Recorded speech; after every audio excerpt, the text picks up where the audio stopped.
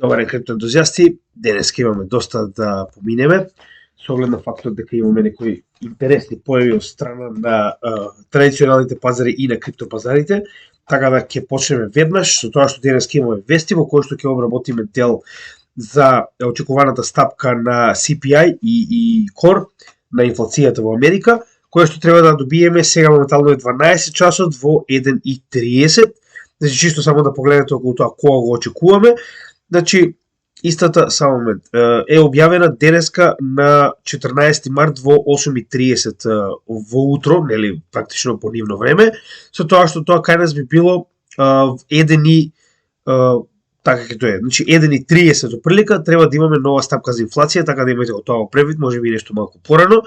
Значи 1:30 попладне ќе имаме нова стапка за инфлација во која што ќе знаеме што моментално се случува со пазарот. Сега, имаме доста да обработиме, ќе гледаме тоа да го направиме од сите аспекти, со оглед на фактот дека има огромен број на информации, огромен, да речам, нови појави на пазарот кои што досега не сме ги виделе, така да ќе се обидеме да опфатиме што можеме повеќе во овој, да речем, 40 минути, 1 час. Сега, прво и многу битно е што вчерашниот пат на банките, ако сте го следели нашиот канал до сега или ако сте следели финансиската состојба, знаете и сами, значи не резултираше само со раст на биткоин и на криптопазарите, туку гледаме дека резултира и со раст на најголемите акции во светот.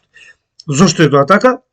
Значи многу едноставно, кога еден сектор пропаѓа, нормално е дека капиталот се движи кон сектори кои што во тој момент се осеќаат како постабилни, со цел да биде заштитен. Така да можеме да видиме дека не е само во криптосекторот, односно оној скоро 10% скок на биткоин кој што го добивме во текот на вчерашниот ден, гледаме дека тоа е и во најголемите акции како Amazon, Google, Apple, гледате и сами, че има многу такви кои што доста солидно пораселе за еден ден, затоа што во светот на нели традиционалните пазари 1,87 или 1,33 е навистина солиден раст. Сега, дополнително можеме да напоменеме уште една интересна работа пред да продолжиме со главните вести, е дека истото го добивме и во златото. Значи во последните неколку дена златото е пораснато за скоро 5,5, малку повеќе од 5,5%, што за злато со толку голем маркет кап е нешто што е навистина многу битно и е многу голем. Значи имаме огромен број на пари кои што моментално се прелеани во, гледате, значи луѓето едноставно се обидуваат да најдат каде моментално да го алоцираат својот капитал со цел да го заштитат. Очигледно не може да алоцирате капитал од една во друга банка за да го заштитите, кога знаете дека секоја од тие банки може да биде погодена. Сега, разликата е во тоа што најголемите банки знаеме и сами дека се најмалку погодени. Ќе разговараме за тоа малку подоцна, само сакав да напоменам дека овој раскош што го имаме моментално е исклучиво поврзан со моменталната ситуација на банкарскиот систем, односно, како што кажавме и вчера во видеото, идејата на Сатоши Накамото и неговото креирање на биткоин е буквално ваквата ситуација во која што конечно традиционалните пазари, значи не ако, туку кога традиционалните пазари ќе колабираат, значи целиот свет да има едноставна алтернатива каде ќе може да се сврти во однос на потребите за финансиски сектор, односно финансиски, да речем, и платежен сектор на размера на добра. Така да тоа е идејата, како што знаете и сами, во однос на биткоин, знаете зошто е креиран и знаете моментално зошто овој памп е предизвикан, со тоа што не е предизвикан исклучиво од падот на банките, да бидеме реални, значи тоа е само еден дел. Исто така имаме и голема концентрација на ликвидирани шортс, значи во последните 2 дена, да не го рачунаме денешниот, во последните 2 дена имаме ликвидирано 152 и 177 милиона, значи нели кореспондентно на тие 2 дена, така да тоа е голем пат и дополнително да не заборавиме дека исто така имавме и напоредни 3 денови на паѓање на доларната вредност, што во оваа ситуација дополнително помогна за ваквиот раст на биткоин. Значи доларот има паднато 2% во последните 3 дена, што е исто така многу голема вредност. Значи ова е склоп на ствари кои што помогнаа и самите индекси како S&P 500 и Nasdaq да порасат и да порасе криптосекторот со биткоин начело, со тоа што, како што кажеме, тоа е склоп на паѓање на доларот, колапсот на банките, како и ликвидациите на оние кои што очекуваа биткоин да се симне подолу. Така да тоа се основните работи кои што мораме да ги напоменеме и уште една битна работа да напоменеме, колку и доларот и во оваа ситуација, значи ликвидациите да се битни во значи на шортс нормално, можеме да видиме дека и покрај сето тоа, значи ова е маркет капот на целиот нели крипто пазар моментално, во последните 3 дена со иницирањето на колапсот на банки и сето тоа што се случува моментално, од 970 билиони се искачивме на 1 трилион и 121 билион. Тоа значи дека отприлика 150 билиони, отприлика и нешто повеќе, имаме прилив на средства моментално во крипто сектор.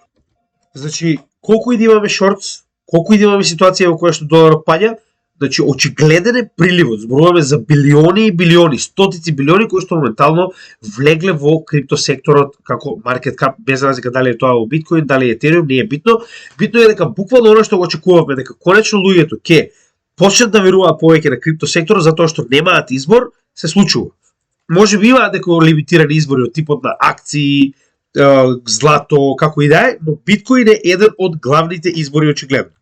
Сега, следниот битен момент за кој што мора да разговараме, пред да разговараме што се случува вчера со банките, е моменталната CPI ситуација, односно CPI и core инфлација.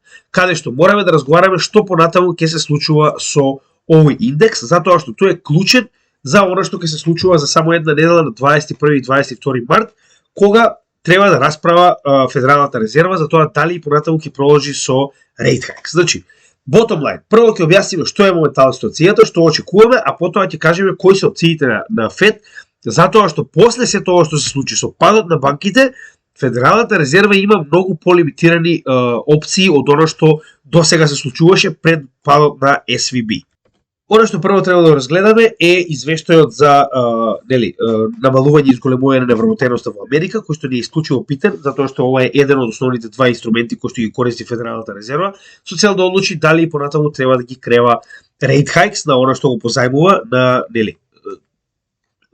комерцијалните банки. Во оваа ситуација имаме зголемување на невработеноста од 0,2% и истиот од 3,4 се искачи на 3,6 моментално, што се уште е во сосема нормална зона, затоа што, уште еднаш ќе напоменеме, над 4% се очекува дека веќе станува збор за проблем, дека веќе станува збор за голема невработеност, која што ќе мора на некој начин да го натера Фед да престане со rate hike. Зошто е тоа така? Затоа што според нив невработеноста е најбитниот индикатор кој што ќе им каже кога економијата е спремна фактички да запрат со rate hike. Зошто го велиме тоа? Затоа што сколку се додека невработеноста на големиот број на економиите на компаниите во Америка е мала, тоа значи дека економијата и понатаму е доволно силна за да може да го издржи овој удар кој што rate hikes го прават, односно ваквото контрахирање на економијата. Очигледно не, затоа што немаше да има колапс како SVB, но за тоа ќе поразговараме малку подоцна. Поентата што е? Доколку имавме регуларна ситуација, ваквата моментално стапка од 3,6, дури и со зголемување 0,2, е се уште доста ниска во однос на 4% кое што се очекува да биде на некој начин почеток на радикалната ситуација во која што ќе се каже дека веќе економијата не може да издржи притисок. Знаете и сами дека Джером Пауел пред само неколку дена излезе на Capitol Hill и кажа дека нема да биде 5, туку очекуваат да биде многу повисоко, значи очекуваат да биде и 6%. Крајната rate hike процент по кој што фактички истиот ќе го задржи во подолг период, се додека конечно не ја вратат инфлацијата на процентот 2. Значи, тоа е идејата, тоа е границата во која што сакаат да држат, знаете и сами. Значи, идејата е да се врати CPI инфлацијата во оваа зона од негде околу 2%, додека исто така важи и за кор инфлацијата, која што е на некој начин и дури потешка за стабилизирање. Сега, со оглед на фактот дека не станува збор за нормална ситуација, ова што го гледаме моментално ќе биде со многу помало значење во следната одлука на Фед. Зошто е тоа така? Затоа што моментално самата економија во Америка покажа колку е лошо ова што моментално Федералната резерва го прави, односно ваквите rate hikes се главната причина за колапсот на SVB. Не е криптосекторот, туку буквално работата на Федералната резерва. Колку и да се обидуваат сега моментално да окриват некој друг, значи ова е вториот најголем банкарски колапс во Америка, со тоа што првиот е Western Mutual во 2008 година со 300 билиони, ова е втор по големина со негде повеќе од 200 билиони, односно ваквата голема банка ќе ви покажам колку моментално низ светот има само она, исклучиво она колку има погодено. А ќе ви покажам и што истата предизвика во однос на нивниот банкарски пазар. Сега, прво да се завршиме со Федералната резерва. Значи, моментално, знаете сами дека предходниот месец, значи од само 6,5 се спушти на 6,4. Што значи дека предходните паѓања кои што ги имаме на инфлацијата, на CPI и на Core, како што можеме да видиме, истото се случува и со Core, значи 6,36, 5,7, 5,6. Забавува. Што значи, ваквата инфлација не се симнува со толку брзо темпо како што очекува. Иако станува збор за само една ваква стапка, тоа не го менува фактот дека и понатаму, ако не продолжи да паѓа со очекувано темпо од повеќе од 0,3 или 0,4%, Федералната резерва ќе одлучи, како што одлучи веќе неколку дена порано, дека не се доволно оние рейт хајкс што ги имаат направено и дури најавија дека ќе прават и побрзи рейт хајкс, односно може да зачестат со состаноци кои што моментално нели се на 1 до 2 месеци, тоа може да го забрзаат со нивна одлука нормално, што значи дека ќе според тоа што го кажа, пак ќе кажам, доколку станува збор за нормална ситуација, значи се очекуваше да имаме барем 0,5% и да се продолжи негде до 6% вкупно каматна стапка која што ќе биде ставена на сите депозити кои што моментално Федералната резерва ги дава на комерцијалните банки. Сега, тоа е како требаше да биде нормално. Ако беше се нормално, ако немаше ваков колапс, значи тоа што веќе го најавија, верувам дека ќе го направи и ќе добиеме негде околу 0,5% сигурно во текот на 21 и 22 март. Но, со оглед на фактот дека се случи тоа што се случи моментално, гледаме дека онаа стапка која што беше претходно, значи моментално се очекува да остане на истата 26,2% или да додадат само 0,25%. Односно, гледате дека целата инвестициона афела моментално очекува дека Федералната резерва не може да си дозволи толку голем рейт хајк како 0,5%, не толку затоа што ќе има директно дејство, нивната, нели, 0,5% каматна стапка покачување, колку што ќе има моментот што ќе внесе страв на пазарот во толку голема количина дека банките нема да може да го издржат тоа, што ќе направи масовен бенкран. Тоа што моментално го видовме ќе биде уште пострашно. Зошто го велам ова? Затоа што, замислете, доколку моментално испаде Федералната резерва, надвор од тоа што беше планирано и најавено на претходниот состанок дека ќе покаже само за 0,25 и дека се очекува 5% да биде максималната стапка по која што ќе го задржа тоа на ниво на 5% како камата за одреден временски период во иднина, која конечно каматната стапка ќе се, извинете, инфлационната стапка ќе се симне до 2% каде што ја очекува. Моментално, ако качат 5%, вие имате невиден страв на пазарот кој што ќе предизвика директно бенкран и кој што во оваа ситуација уште повеќе ќе влоши веќе комплицираната состојба. Така да, денеска индексот на инфлација е многу битен, затоа што доколку индексот на инфлација и понатаму продолжи да паѓа за значителна количина, јас очекувам дека ваквиот 0,25% ора што беше првично најавено и понатаму ќе продолжи. Веќе и после овој колапс SVB, значи вчера во понеделникот, најавија од Федералната резерва дека сепак планира да продолжат со рейт хајкс. Сега, кога ќе разгледаме целата оваа ситуација, Федералната резерва има реално само две опции. Зошто го велам ова? Значи, моментално знаеме дека има следен состанок на 21 и 22 март. Јас очекувам дека они голема веројатноста да го променат овој распоред, наместо да биде на секој 2 месеци, да биде на секој месец. Зошто го велам тоа? Затоа што очигледно на секој 2 месеци не е доволно за да може соодветно да реагираат за оно што моментално се случува на пазарот. Сега, да се вратиме уште еднаш на главниот проблем. Моментално, или ќе имате голем колапс на банки и компании заради колапсот на банките, затоа што и понатаму Федералната резерва продолжила со рейт хајкс, или Федералната резерва ќе престане со рейт хајкс и ќе имате враќање на инфлацијата. Значи, зошто го велам? Како што можеме да видиме, колапсот на SVB е директно поврзан со ситуацијата на рейт хајкс. Зошто е тоа така? Затоа што банките стандардно, значи уште еднаш ќе напоменеме како работат и ќе објасниме која е главната причина зошто SVB колабира и како рейт хајкс се битни за целата оваа ситуација. Значи, банките како работат?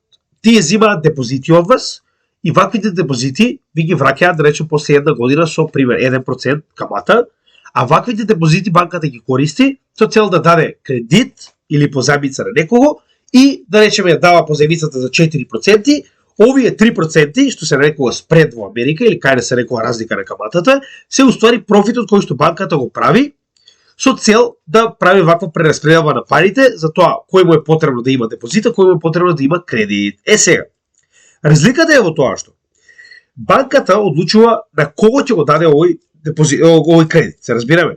Значи, некогаш се случува истиот да биде дадена одредени компании, како го случува со SVB, каде што ваквите средства од депозити кои што се собрани од оние кои што практички ги дале своите пари во банка, се дадени најчесто на стартап компании за технологија, во случајот со SVB, но проблемот е што и многу голем дел од портфолиото, што во Америка се смета за една од најдобрите стратегии, е уствари вложено во хартии од вредност на државата. Односно, во оваа ситуација, тоа се bonds, или тоа се уствари долгорочни хартии од вредност кои што Америка гарантира со одредена мала процентуална, да речем, пример 1-2% профит, да ги врати во одреден временски период. Каде е тука проблемот? Проблемот е што со rate hikes моментално вредноста на ваквите bonds, како што се нели државни хартии од вредност, почнува да паѓа. И тоа не е проблем, затоа што вие на крајот од денот, кога се тоа ќе заврши, ако да речем треба да ги земете назад на 5 години, че вие на 5 години повторно ќе добиете онаа вредност која што нели треба да добиете заедно со камата од страна на Америка. Затоа што ова се едни од најсигурните средства кои што може да ги купите во светот, затоа што директно владата на Америка гарантира за ваквите bonds, така. Сега, каде е тука проблемот? Проблемот е што со rate hikes вредноста на овие, да речем, бондови или државни хартии од вредност се намалува значително. И затоа што они имаат голема потреба од капитал во моментот, затоа што имате огромен бенкран. Значи вие во случајот, сега да не забораваме дополнително, не само тоа што се намалила вредноста на бондовите поради rate hikes-от, моментално rate hikes-от исто така ги погодува и техничките компании. Знаете и сами дека најголемите технички компании, без разлика дали е Google или што и да е, Amazon, имаат огромен број на отпуштање на пазарот, директно поврзано со rate hikes. Затоа што имате се поскапи пари, истите не можат и понатаму да продолжат да поземуваат и мораат да го намалат својот бизнис. Кога треба да го намалите својот бизнис, вие автоматски почнувате да зимате од депозитите кои што ги имате дадено, да речем, во банка. Во случајов имате и многу големи технолошки компании кои што исто така имаат депозити во оваа банка. И истите се обидуваат да ги повлечат. Сега имате нож со две острици во SVB. Имате огромен број на компании кои што се обидуваат да си ги повлечат назад депозитите, затоа што моментално економијата се контрахира и истите нели треба да најдат одреден капитал за да може да функционираат. А дополнително на тоа, значи кога ова се случува повлекувањето на депозитите, банката, знаете и сами, затоа што банката најчесто средствата никогаш не ги чува во себе. Има одредена законска регулатива со која што има одреден процент на капитал кој што мора да го чува постојано со цел да има доволно капитал за работа, односно да има доволно да врати на нормална работа. Се разбираме, кога во нормални денови би дошле некој да направат некаков тип на повлекување на пари, да има тоа да го подмири. Но банките знаете и сами дека немаат доволно кеш да вратат се, значи не може да имаат, затоа што нема да постои банка, затоа што вие мора да ги дадете вашите средства, ако сте неке банка, како кредит за да може да имате некаков профит. Сега, проблемот во целата оваа ситуација е што затоа што не можат да ги повлечат своите средства од дебиторите, односно од должниците, затоа што нели должниците плаќаат на одреден временски период и постепено ја враќаат и каматата и самиот долг. Они мора тоа да го направат од своето портфолио во кое што купувале долг од Америка. Тоа е уствари хартија од вредност или долг на самата Америка кон вас. Но затоа што неговата вредност е намалена, вие колку повеќе го продавате, толку повеќе фактички имате загуба, затоа што вие наместо да добиете профит кога би било тоа на крајот на овој период во кој што треба Америка да ви плати со камата, вие ги продавате на трето лице кое што потоа ќе има право да ги замени со загуба. Ваквата загуба е проблемот, затоа што вие колку повеќе продавате со загуба за да подмирите од депозитарите кои што моментално ви бараат да си ги вратат парите назад, толку се повеќе и повеќе влегувате во загуба. И првиот момент кога ќе се слушне дека банка продава со загуба, тоа значи дека нема доволно капитал за нормална работа и имате класичен бенкран што во случајов се случи со SVB.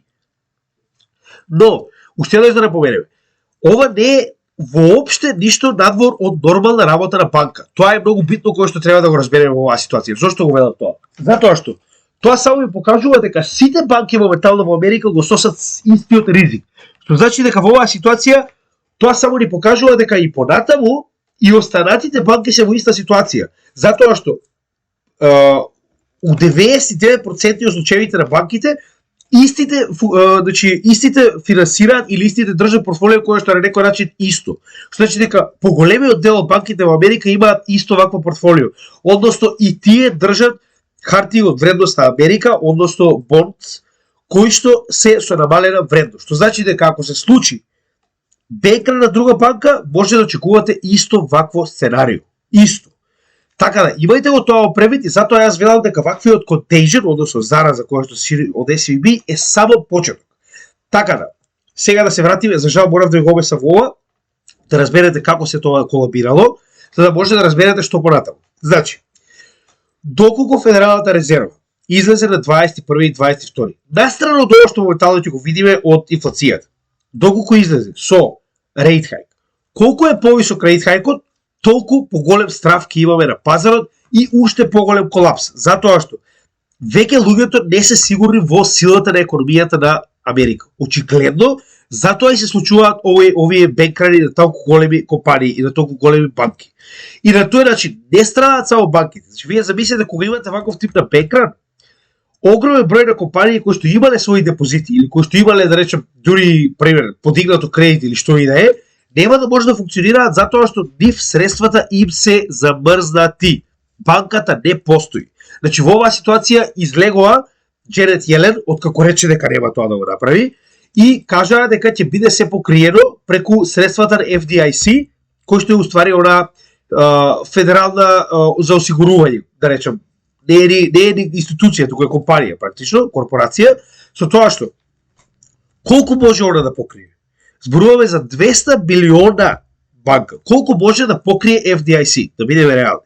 Така да, ако ова се случува и понатаму, може да очекувате дека ќе имаме многу голем проблем. Затоа уште еднаш ќе напоменам дека Федералната резерва има две опции.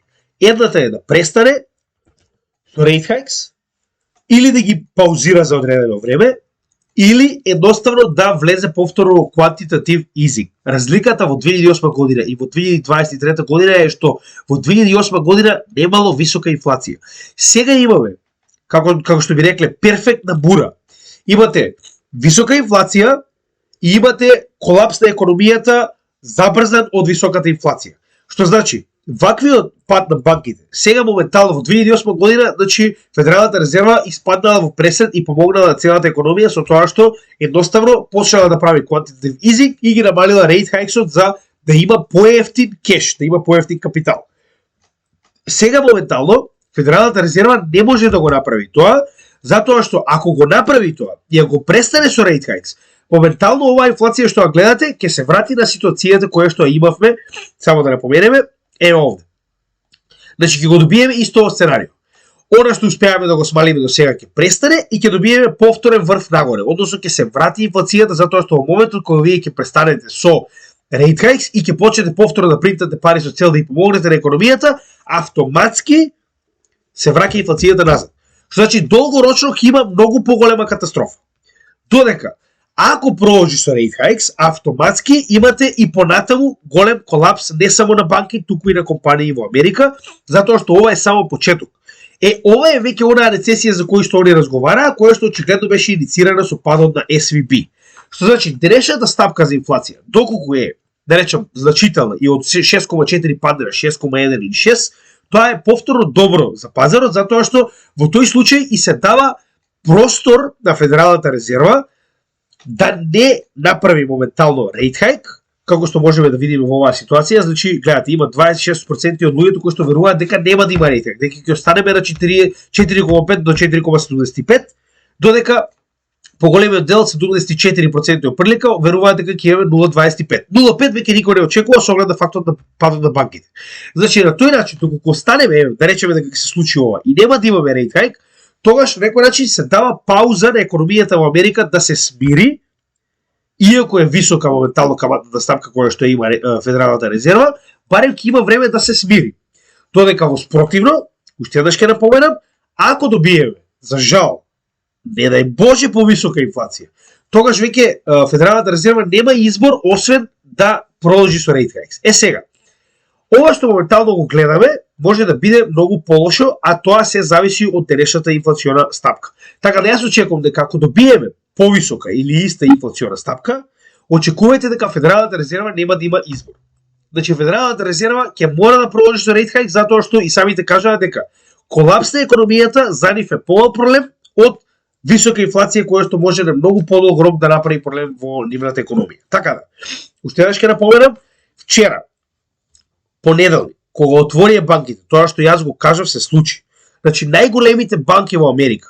Добро, JP Morgan е тврдина, затоа и 1,8 неговиот пат и сега гледајте ова сега навеќе. 5,8 Bank of America, втора по големина. Wells Fargo, трета по големина, 3. Morgan Stanley, 2,2. Wells Fargo and Company, ова е слично на самиот Wells Fargo, 7. HSBC 2% во минус. Значи ова за банки се огромни минуси. Со тоа ова се најголемите. Charles Schwab Corporation минус 11. И да не забораваме дека Schwab е презимето на Швабата што е одговорен на WEF. Не го заборавате тоа. 4% UBS, 10% US Bancorp. Гледајте го. 16% Trust, не е Trust тука, Truist, како да се чита, Financial Corporation. 6% Banco Bilbao, Аргентарија, се извинувам. Unicredit 7,86. И тоа ова не се најлошите, ова се само најголемите. Погледнете што се случува моментално во банкарскиот систем, оно што многу ретко се кажува на телевизија, очигледно за да нема страф. Значи, сега, најголемите банки има многу поголемо страдање за разлика од помалите банки. Зошто е тоа така? Нормално е дека кога луѓето се исплашени бегаат кон поголемиот. Значи они знаат дека во претходните кризи, на пример JP Morgan, тој што уствари ја купи како се сеќавате Вашингтон, како и да беше оваа најголемата колабирана банка, Вашингтон Mutual, така. Значи, кога гледате дека таква голема банка успеала и во огромна криза да купува други банки од таков магнитуд, нормално дека вие фактички ќе кажете, знаете што, јас си и перфала моите пари од малаа банка во голема, затоа што има поголем капацитет и може да ги заштити, така да нормално е, и тоа моментално што го кажа во текот на вчерашниот ден, дека највеќе на страна малите банки. Ова се мали регионални банки кои што се многу лимитирани за разлика од големите корпоративни банки кои што ги гледаме овде, како што има многу мали загуби. Повторно, не се толку големи. Зошто го велам тоа?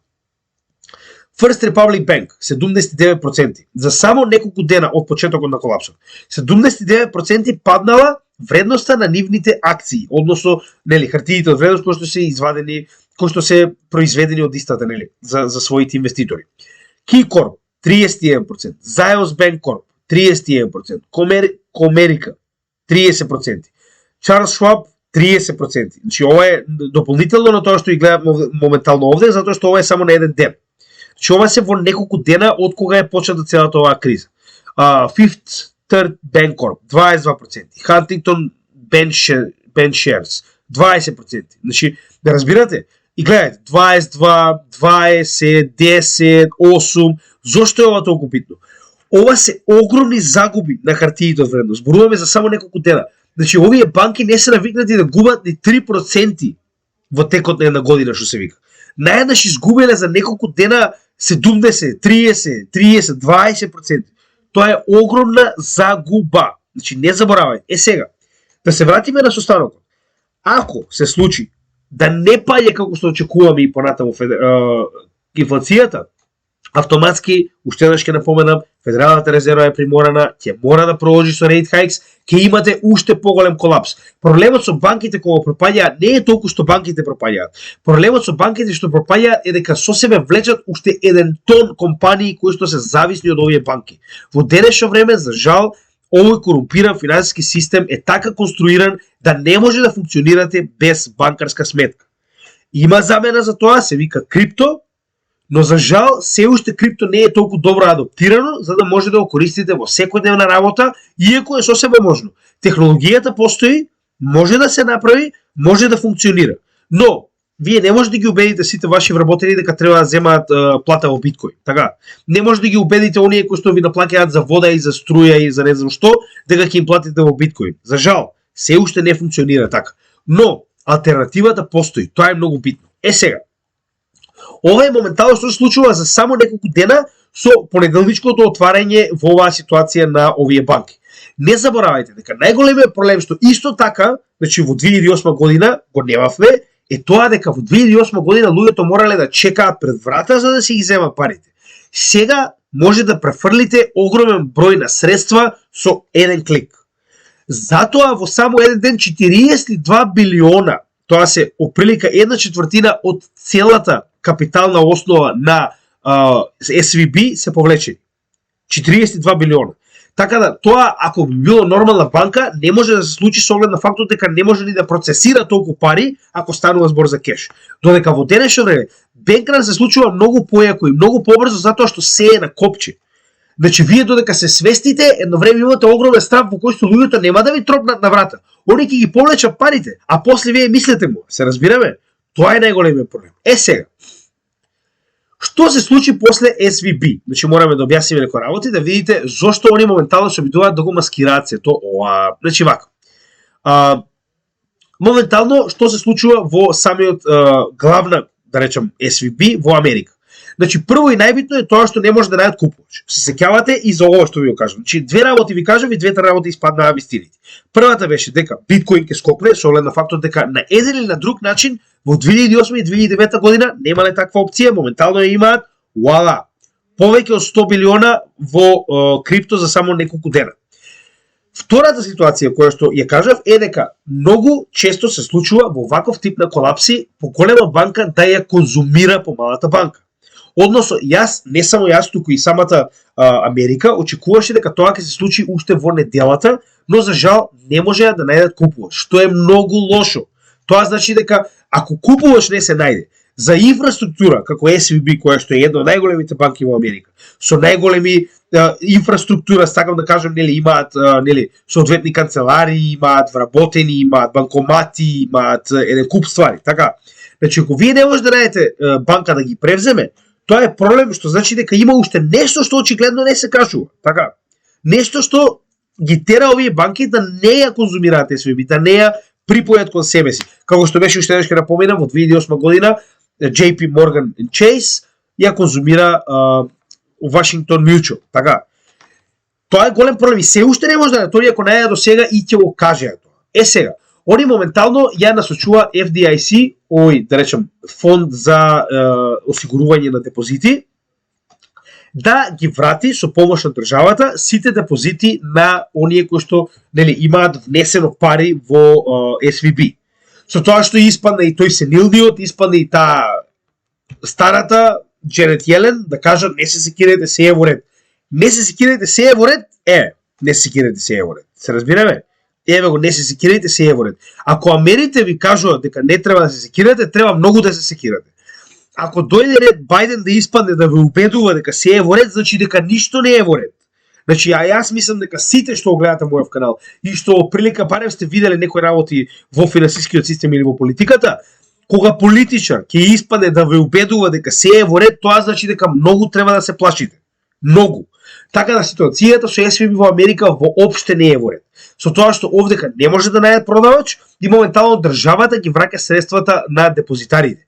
А ги лаже останатите дека тоа нема да се врати назад на платјачите на данок, односно на нас. А ќе се врати. Затоа што пак на некој начин на крајот од денот зборуваме за огромен број на средства, затоа што повеќе од 90% од депозитите во SVB банката се над 250.000 осигураниот износ кој што го враќа FDIC. Од каде? Значи, од каде ќе ги вратат овие средства? Нема принтање на пари моментално. Правиме quantitative tightening, така да нема принтање на пари, нема од каде. Така, нивниот буџет и така е веќе презаситен. Од друга страна имате ситуација во која што Америка моментално чека да се прошири оној ceiling на дет. Се разбираме? Значи, практично да се прошири границата во која што Америка може да биде задолжена, затоа што се веќе повторно презадолжени. На секои 2-3 години мораат да ги зголемуваат овие граници, затоа што ако не ги зголемуваат, ќе мораат државата Америка да прогласи банкрот. А овдека испаѓаат и кажуваат не се секирајте, ќе ги вратиме парите. Не се секирајте, обичните смртници ќе ги вратат парите. Имајте го тоа предвид. Сега, што се случува понатаму? Во Обединетото кралство, значи, Англија, испаѓаат паметни и HSBC, како што кажав, го припојува SVB во самиот себе си за 1 фунта. Значи толку е моментално продажбата, 1 фунта. Со тоа што HSBC ја зема целата инфраструктура на SVB во Обединетото кралство, но со тоа го зема и долго на некој начин на SVB, така да тоа не го менува фактот дека имаме колапс. Значи не може да се скрие тоа. Тоа оти некоја друга банка ја земала оваа банка со цел да ги покрие незините, нели, долгови, тоа не го менува фактот дека имаме колапс, дека SVB во Обединетото кралство пропаднало. Потоа Израел, иста ситуација, SVB пропаѓа. Значи во оваа ситуација вели поголемиот дел од компаниите успеа да си ги повлечат средствата, но не сите. Дури и овдека на крајот од веста вели постои една од компаниите кои што има повеќе од 90 милиона, значи една од компаниите повеќе од 90 милиона во SVB, која што не успеала да си ги повлече своите средства. Автоматски таа компанија во само неколку месеци ќе мора да затвори својата работа, затоа што они немаат средства со кои што може да работат. Како ќе работите кога не може да си ги платите сопствените средства вработени? Кога не може да платите сметки, кога не може да платите нормални операциони трошоци, како ќе работите? Така да, колапсот на банките е многу пострашен од тоа што ви кажуваат на вести. Имајте го тоа во предвид. Следна ситуација, исто, Индија. Индија нема директно свој SVB, како што можев да забележам, да речем, огранок, но Индија, значи на овие тек стартап, кои што се нарекуваат така, или оние нови компании во тек сферата, им било дозволено да аплицираат преку американската SVB за соодветни средства како кредит, со тоа што не само што аплицираат, значи вие најчесто кога ќе ги добиете овие средства не ги вадите, туку ги чувате на сметката со цел да работите со нив, така? Иста ситуација. Имате огромен број на компании кои што се заглавени поради тоа што нивните средства се на оваа сметка, која што моментално е или замрзната или не постои. И ќе продолжи време додека конечно бидат достапни. Каде е овдека проблемот? Вас ви треба парите денес. Вие не можете да им кажете на вашите вработени, ќе ви дадам плата после неколку месеци. Тоа само во Македонија го има. Ќе бидеме реални. Така да, за тоа и во SVB и во оваа ситуација во Индија од самиот нели артикал кој што го прочитав, кажуваат дека многу од овие компании се уплашени дека ќе имат целосен колапс, дека едноставно голема е веројатноста дека нема да може да си платат своите вработени и сметки и дека тука завршува се. Германија. Германија става мораториум на германската SVB, на германските SVB огранок. Односно, што оваа ситуација значи? Германија на некој начин му дава простор за движење на SVB во германската држава, со тоа што мораториумот значи дека му дава одреден период во кој што не мора да подмирува обврски, односно самата банка во одреден временски период нема да мора да подмирува обврски кон своите должници, тоест кон своите доверители. Така да, ова е на некој начин за да им помогне со цел да може да помине овој бурен период и банката да премине преку овој бенкран. Ќе видиме дали тоа ќе успее, останува да видиме. И Кина можеме да видиме иста ситуација каде што голем број на компании кои што се наоѓаат во кинеската SVB бараат алтернативи, односно се обидуваат да си ги префрлат средствата во други банки кои што веруваат дека се постабилни. Така да гледате дека овој нели паниката не е завршена.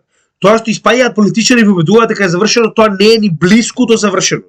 Значи не заборавајте дека тоа што моментално се случува допрва ќе има последици. Затоа што ова не е само банката падна и тоа е тоа. А кај се бројот на невработени што ќе порасне во следната ставка, на пример на американскиот индекс на невработеност. Каде да речам и бруто домашен производ кој што ќе се намали на еден куп држави поради ваквиот колапс на банки. Затоа што со тоа што вие губите компании, вие губите бруто домашен производ. На тој начин вашиот квартал ако требало да биде 3% плюс раст на GDP за цела држава ќе биде 1. Тоа е огромен проблем затоа што имате уште повеќе негативна енергија на пазарот и луѓето се откажуваат. Значи едноставно се обидуваат да се ги трнат средствата од да речам инвестирање во компании, инвестирање во таков тип на да речам ризични добра, се разбираме. Сега. Каде е најголемиот проблем овде? Во ред банкарскиот систем, во ред економијата, мораме да видиме како ова се одразува моментално на криптосекторот и каде е еден од најголемите проблеми. Со паѓањето на Signature Bank, заедно со Silvergate Bank, автоматски двете од три и Metropolitan Bank, која што престана да дава услуги на криптосекторот, тоа се три, моментално 0 банки даваат услуги на криптосекторот во Америка. А најголемиот капитал е се уште во Америка. Се уште, едноставно, ова сака да ви каже дека се повеќе и повеќе криптосекторот во Америка ги губи овие on и off ramps. Се разбираме? И од овдека настанува проблем. Затоа што вие немате начин на кој што може да ставите и да извадите кеш. Многу често зборуваме за големи количини на кеш и многу често зборуваме за 24/7 како што беше мрежата на Silvergate банката. Така да, ова е сериозен проблем кој што верувам дека ќе се одрази да речем на одредено време, затоа што е потребно време кога овие да речем компании, менувачи и слично ќе најдат начин како ова да го заменат.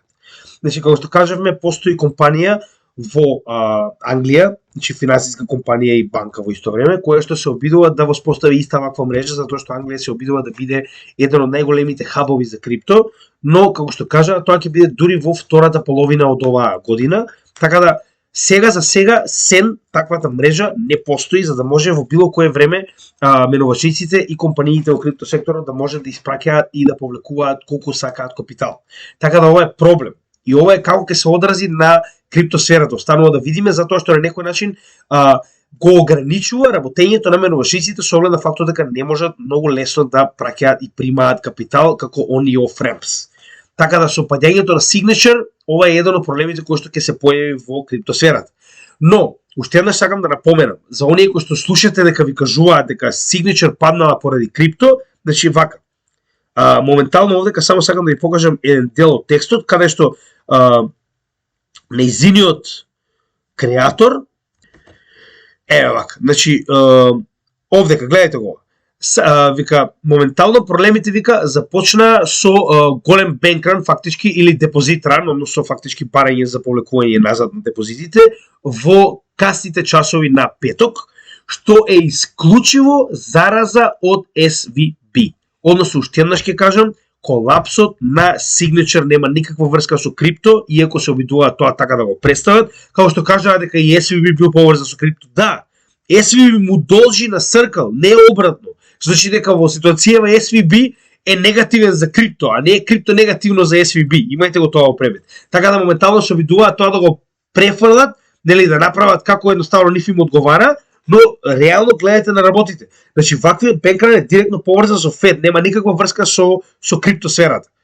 И Binance за жал исто така го губи својот on и off ramp во Британија за британска фунта, со тоа што за само 9 недели, ова е вест од вчера, ќе ја изгуби ова, да речем, Skrill Limited, тоа е некоја финансиска, да речем, корпорација која што овозможува на Binance да има on и off ramp за фунти, така да ова е малку проблематично со оглед на фактот дека Binance се обидува да најде некој што ќе го замени ова, но со оглед на фактот дека станува збор за Британија, јас верувам дека нема да биде проблем, затоа што е многу по-френдли, односно многу по-пријателски настроена кон криптосферата за разлика од мориканците на пример во моментот. Така да ова е само уште еден мал проблем на оваа планина од проблеми што моментално се создава околу економскиот сектор, кој што исто така сакале или не ќе се одлие и на криптосекторот нормално. Сега следно, значи и овде како индекс многу добро кажано, значи моменталната банкарска криза не е вина на криптосектор. Верувајте ми, ќе се обидат да го представа тоа како да е проблем на криптосекторот и гледате, затоа што се тоа беше иницирано и започнато со Silvergate, значи моментално ќе сакаат да го представат тоа дека започнувањето на колапсот на Silvergate е уствари причина на се тоа што нема никаква врска.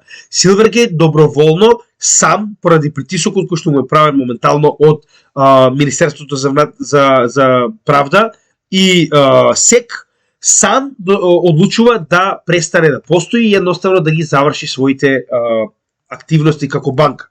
Значи нема никаква врска со Bankrun, нема никаква врска со SVB. Сакам тоа да ви биде кристално јасно.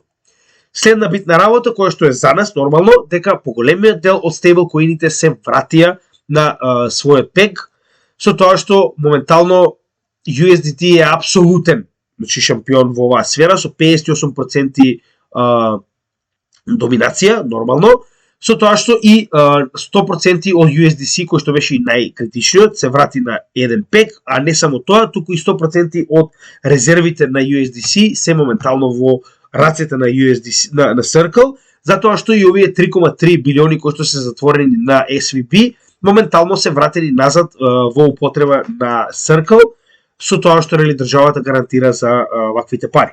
Така да тоа е добра вест, затоа и моментално можеме да видиме дека стейблкоините се на многу добро ниво, можеме да видиме дека сите се оприлика на 1 со мали исклучоци, значи USDC моментално е само 0,002 разлика, не е и толку.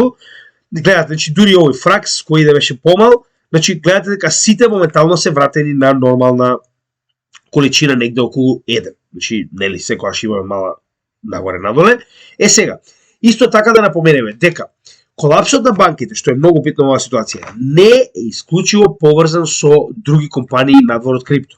И криптокомпаниите мора негде да чуваат пари. Истата ситуација се случи и со Ripple, така да и првиот ден кога имавме солидно растење на цените на сите криптовалути, тоа не се случи со Ripple затоа што пред Гарли Хаус излезе и кажа дека истите имале изложување на средства во SVB, не кажа колку, но како и да е, кажа дека дел од средствата кои што ги поседува Ripple компанијата се биле во Silicon Valley Bank. Така да, на тој начин, на некој начин го забави и растот на Ripple, кога сите криптовалути растеа, но да не заборавиме. Ова е уште еден од оние проблеми кои што може да се префалат од економската сфера во криптосферата. Значи и овие компании, криптокомпаниите, нивните фондации практично. Значи знаете дека најголемите проекти имаат свои фондации. Значи ваквите фондации повторно мора негде да има место каде што фактички ги чуваат своите средства. Зборуваме парични средства. Што значи дека се уште се под ризик како и секоја нормална компанија. Така да имајте го тоа во предвид дека ова со банките може многу лесно да се префрли и на криптосекторот на овој начин. Така да тоа е една од последните работи кои што сакам да ја кажам во ова видео за денес и уште еднаш пред да завршиме сакам да напоменам. Значи, со оглед на фактот дека за само половина час ќе добиеме нова инфлациона стапка, јас се надевам дека ќе добиеме намалена инфлациона стапка затоа што на тој начин ќе му се даде простор на Фед да не мора да стави рейт хајк барем еднаш со цел да се намери малку ситуацијата што моментално се случува, колку и да е тоа добро за нас, колку и да ме радува колапсот на банките во Америка, тоа не го менува фактот дека долгорочно може да лошо да се одрази и на криптосекторот, како што кажеме, со оглед на фактот дека многу голем дел од компаниите и нивните фондации, да речем, во криптосекторот, повторно имаат свои сметки, имаат свои, да речем, средства во банките во Америка. Така да, се надевам дека тоа ќе биде случајот, останува да видиме каква ќе биде инфлацијата, очекувам позитивен исход во случајов доколку добиеме намалена инфлација за значително ниво, да речеме 0,3-0,4% надолу, како на CPI, така и на кор инфлацијата, да добиеме позитивно движење нагоре како на Bitcoin чартот, така и на во случајов не DXY, туку на S&P 500 и Nasdaq. Затоа што уште еднаш ќе напоменам, намалување инфлацијата во случајов е позитивно за целиот и криптосектор и акциите. Зборуваме за хартиите од вредност. Останува да видиме што ќе се случи, но не заборавајте дека доколку добиеме инфлација на стапка која што е на исто ниво како до сегашното или со многу мал пад или раст, како и раст на инфлационата стапка, автоматски ќе допринесе за уште поголемо колабирање на економскиот сектор со тоа што Федералната резерва ќе биде принудена да мора да продолжи со рейт хајкс. Останало да видиме што ќе случи понатаму, во текот на утрешниот ден ќе имаме техничка анализа, се надевам доколку имам време да го направам тоа и ќе поразговараме малку повеќе о однос на резултатите кои што ќе ги имаме од денешната инфлациона стапка. Така да останете силни, како што кажавме, моментално е моментот на криптосекторот кој што можеме да видиме дека сјае во овој период и дека сето оно што го разговаравме за Сатоши Накамото кој што моментално седи на некоја плажа и гледа сеир заслужено, се надевам дека е вистина, значи се надевам длабоко, се надевам дека заслужено гледа што се случува моментално на банкарскиот сектор, но гледаме дека сето ова позитивно води на криптосферата и се надеваме дека тоа и понатаму ќе продолжи. А што станува збор за банките во Америка, ако колабираат сите, јас ќе бидам многу радосен. Така да ви благодарам, имајте добар ден и се гледаме во следното видео. Поздрав од Крипто Гемиџија.